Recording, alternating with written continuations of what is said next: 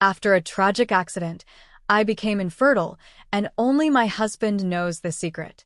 On my third wedding anniversary, while I was talking about treatment for this infertility, my cruel sister-in-law overheard our conversation.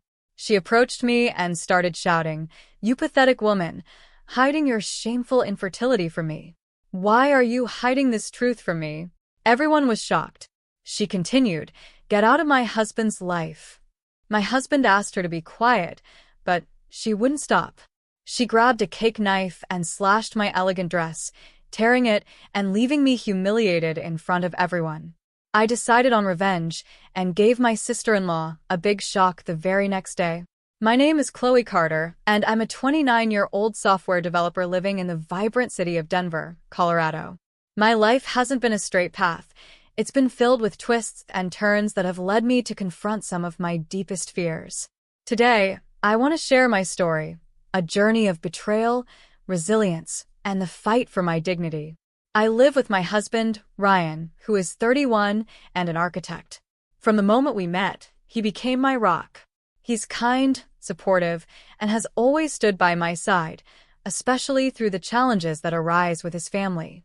Ryan's family consists of warm and welcoming members, like his mother, Helen, and his cousins, Mark and Emily. But then there's Ryan's older sister, Natalie. She's a force of nature, a controlling whirlwind who often thrives on creating tension, particularly when it comes to Ryan and me. It all started about 3 years ago, just before our wedding. I was in a terrible car accident that changed my life forever. I remember that day vividly.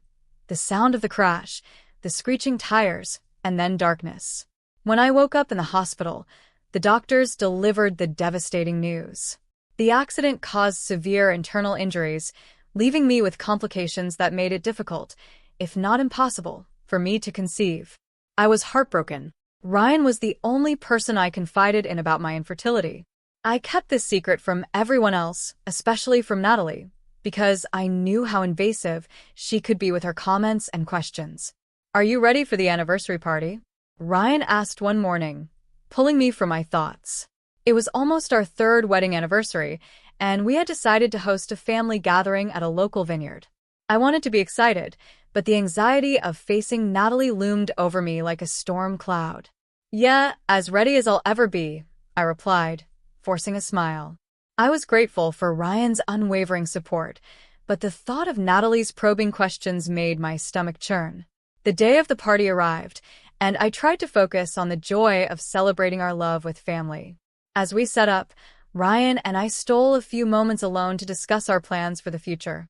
"I've been thinking about that new treatment we read about," I said, hoping to find a path that could lead to parenthood. "Maybe we should look into it more seriously." "Definitely," Ryan replied, his eyes lighting up with hope. "We'll do whatever it takes." We were lost in our conversation, unaware that Natalie was eavesdropping just outside the door. As the party kicked off, laughter and joy filled the air, and I did my best to enjoy the moment. Mark and Emily mingled with the other guests, while Helen fussed over the food. I felt a sense of normalcy, but the underlying tension never fully dissipated. I knew that at any moment, Natalie could ruin the atmosphere with her words. Just as I was starting to relax, Natalie strode into the room, her presence commanding immediate attention. She had a knack for making any event revolve around her. Well, if it isn't the happy couple," she exclaimed, her tone dripping with sarcasm. "Hi, Natalie," Ryan said, his voice tinged with annoyance. Ignoring his tone, she turned her gaze toward me, her eyes narrowing slightly. "Chloe, how have you been? Any news to share? I mean, it's been a while since I heard about your, plans." The way she said plans sent a chill down my spine. Before I could respond, Ryan interjected. "We're doing great, Natalie. Let's focus on the celebration, shall we?" But she was relentless. "Oh, come on. It's only fair that we all know what's really going on in your lives. Still no little ones on the way?" Her words hung heavy in the air, and I felt the heat rise in my cheeks. I forced a smile, but inside, I was crumbling. "Let's enjoy the party," I managed to say, trying to brush it off. But the moment was shattered when Natalie took it a step further.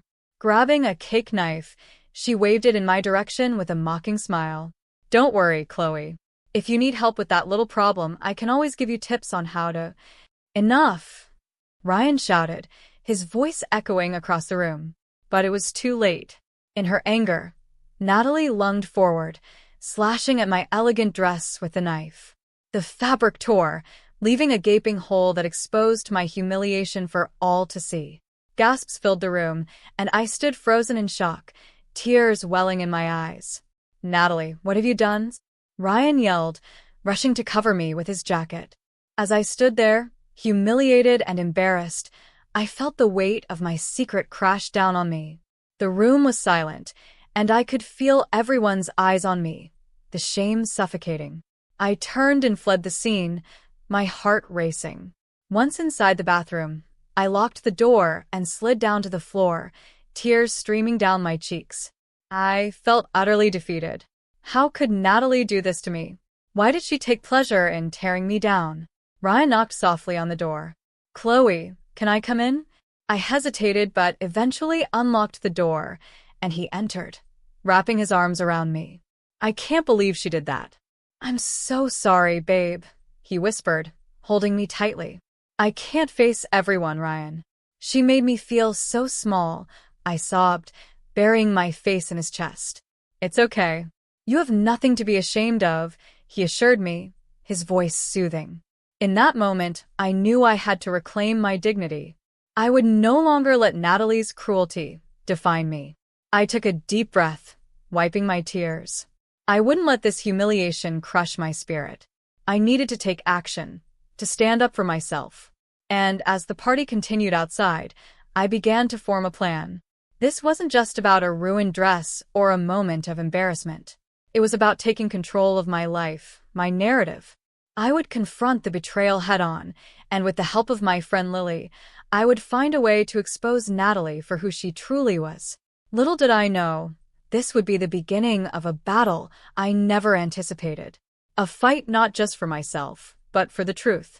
After that fateful anniversary party, everything felt different.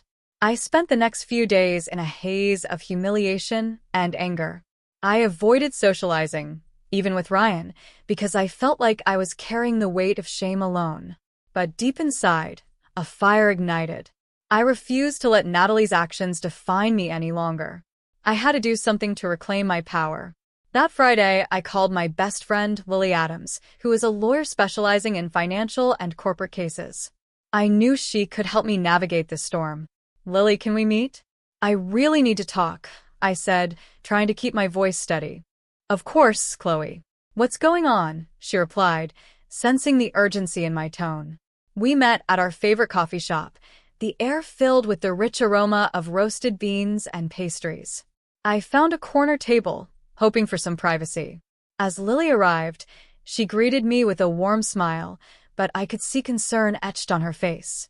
Hey, what's bothering you? She asked, settling into her chair. I took a deep breath and recounted the events of the anniversary party. I could feel my hands shaking as I spoke. Natalie confronted me in front of everyone. She called me infertile and humiliated me. I'm tired of her controlling behavior and the way she pries into our lives. Lily's expression shifted to one of determination. You shouldn't have to tolerate that, Chloe. It's time to stand up for yourself. We need to gather evidence against her. Evidence? I echoed, unsure of what that entailed. Yes, she has a history of manipulative behavior and might even be involved in something shady, Lily explained, her eyes narrowing. Let's dig deeper into her business dealings. If she's hiding anything, we'll find it. With that plan in mind, we dove into action. Over the next few weeks, I found myself researching Natalie's cryptocurrency business. It was a world I knew little about, but Lily guided me through it. We discovered that Natalie had been gaining influence in local investment circles, using her charm to manipulate potential investors. I couldn't shake the feeling that there was more to her story, something dark lurking beneath the surface. One evening, I sat at my computer, sifting through Natalie's social media profiles and professional connections. My heart raced as I stumbled upon a few articles about her business. Lily, look at this, I exclaimed, pointing to a headline about a failed investment venture linked to Natalie's company. She's been under investigation for fraud.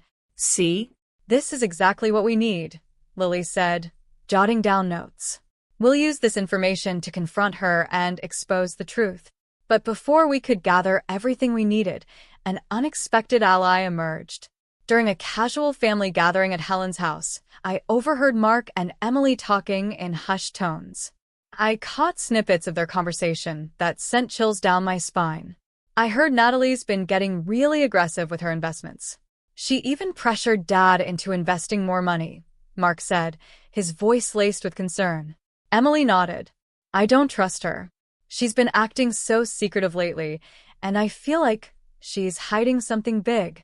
I couldn't help but lean in closer, trying to absorb every word.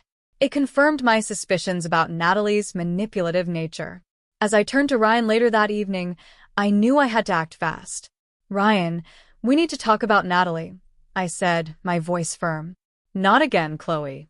I know she crossed a line, but I don't want to get involved in family drama, he replied, running a hand through his hair. I get that, but this is about more than just us. It's about what she's doing to the family, what she could do to us if we don't stop her. Reluctantly, he nodded. Okay, but how do you plan to do that? I'm working with Lily to gather evidence against her business practices. We need to expose her for who she really is, I explained. Ryan took a deep breath, considering my words. If you think this is the right thing to do, I'm with you. But I don't want you to go through this alone.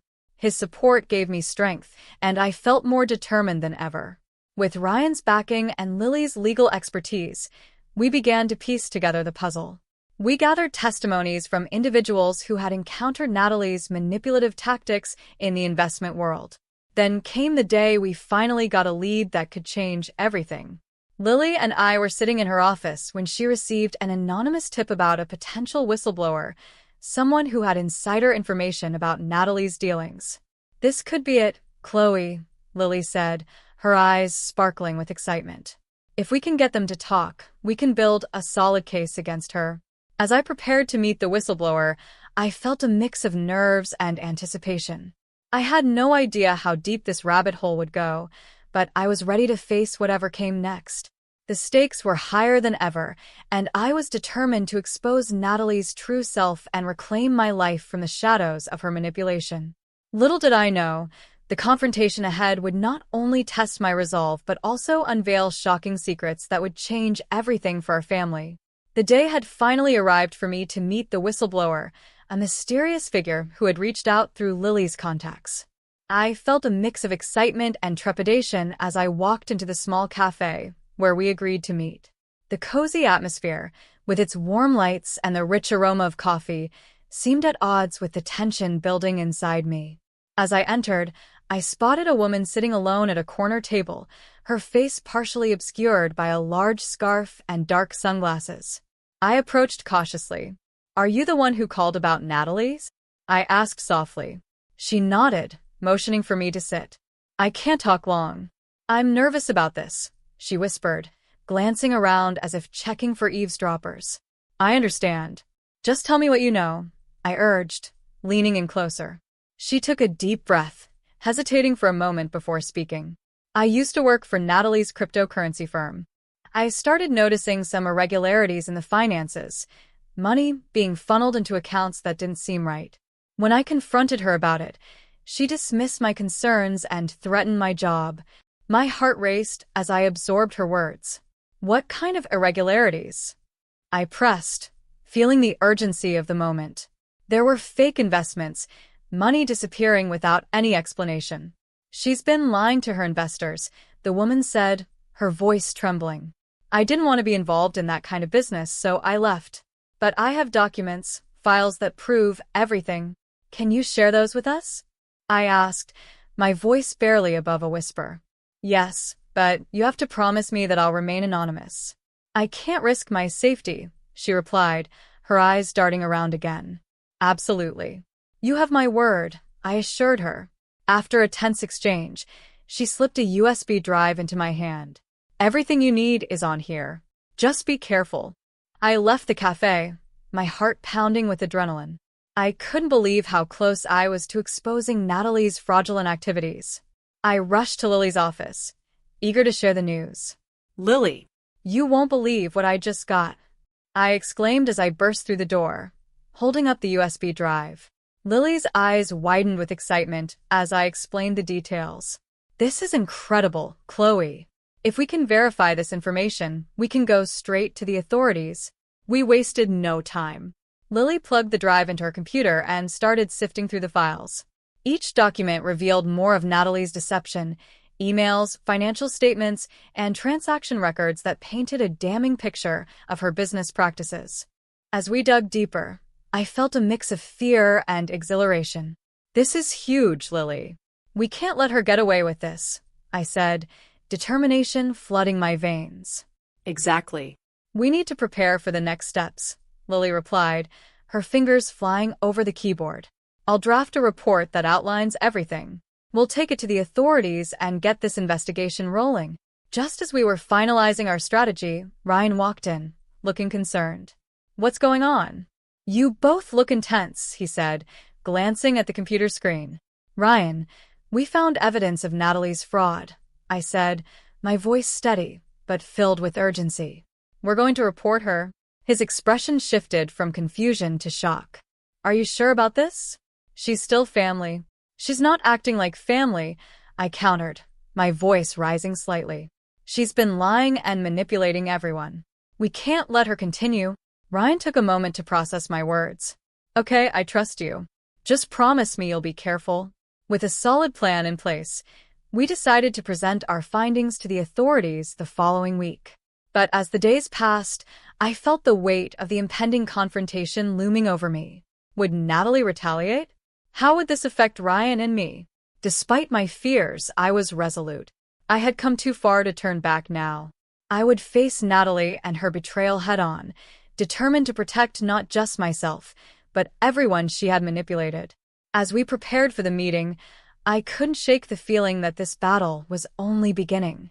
Secrets were buried deeper than I had ever imagined, and the truth was about to unravel in ways I never expected.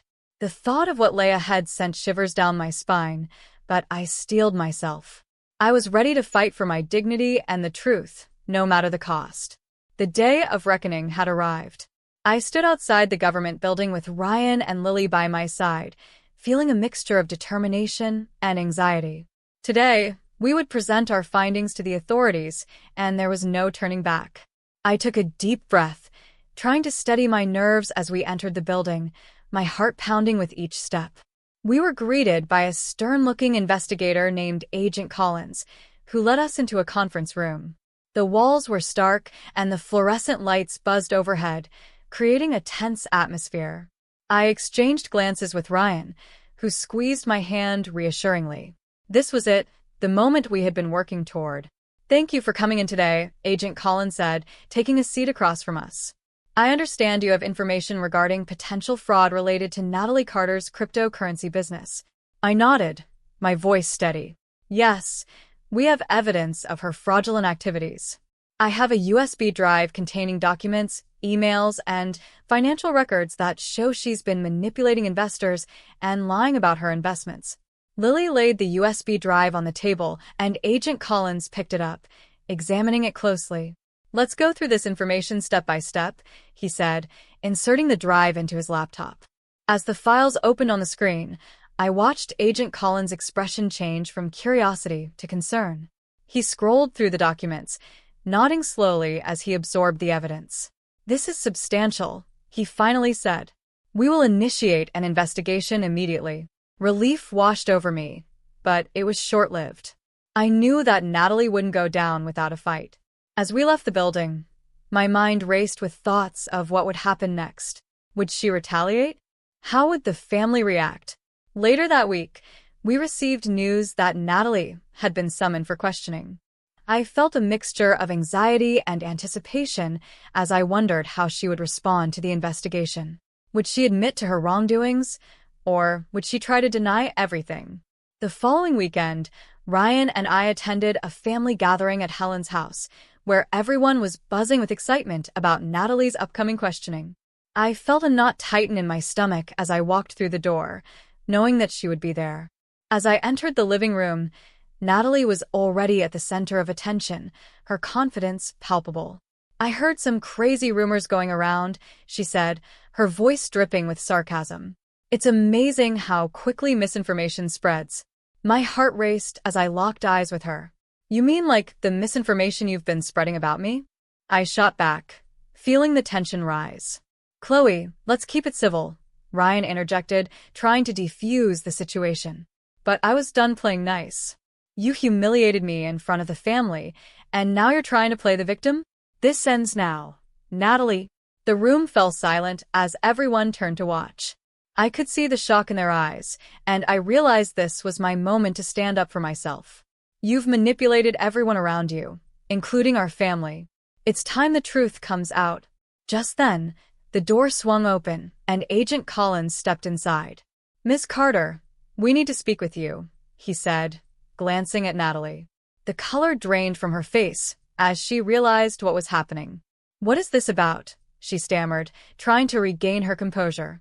"About your fraudulent activities and the investigation surrounding your business," Agent Collins replied firmly. Gasps filled the room as everyone absorbed the news. I stood frozen, a mix of fear and exhilaration coursing through me. This was it, the moment I had fought so hard for. Natalie tried to backtrack, but her carefully crafted image began to crumble. "This is absurd. You have no proof," she shouted, but it was too late. The evidence was undeniable. As she was escorted from the house, I felt a surge of relief and triumph. The family watched in shock as Natalie faced the consequences of her actions. I had finally stood up for myself, and the truth was out in the open. In the days that followed, the family began to rally around me. They expressed their gratitude for my courage, and I felt a sense of acceptance I had longed for. The cloud of Natalie's manipulation had lifted, and I could finally breathe freely. As Ryan and I discussed our future, I realized that the journey had changed me. I no longer felt ashamed of my scars, whether physical or emotional. They were symbols of my resilience. We began exploring options for adoption, looking forward to building our family in a supportive environment. In the end, I had confronted not just Natalie, but also my own fears. I learned the power of standing up against manipulation and the importance of surrounding myself with love and support. With hope for the future, I turned to Ryan, ready to embrace whatever came next, knowing we would face it together.